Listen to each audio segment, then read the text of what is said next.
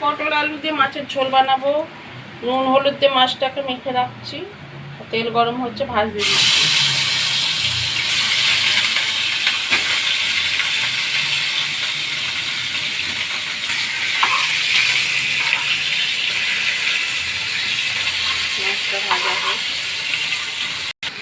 মাছটা ভাজা হয়ে গেছে, তুলে নিলাম।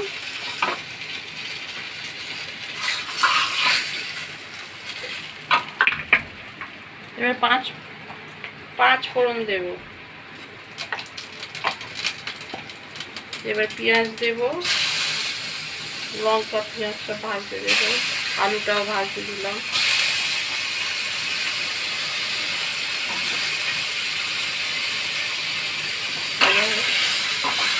ডাঁটাগুলো দিয়ে দেবো।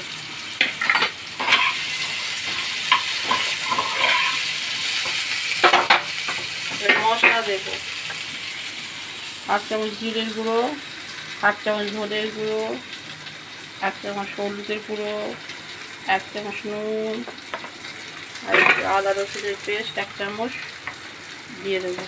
দিয়ে কষবো।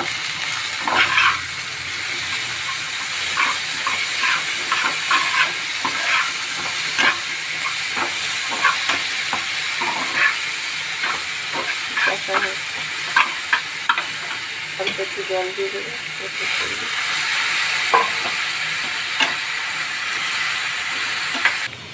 পটলগুলো ভেজে রেখেছিলাম, এটা আবার কষতে দেবো।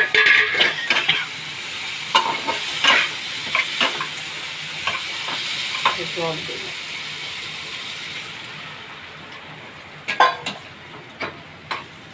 দিয়ে চাপা।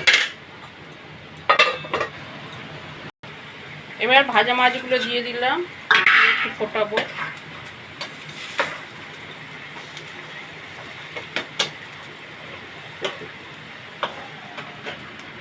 আমার ঝোলটা হয়ে গেছে, এবার আমি নামাবো ঝোলটাকে।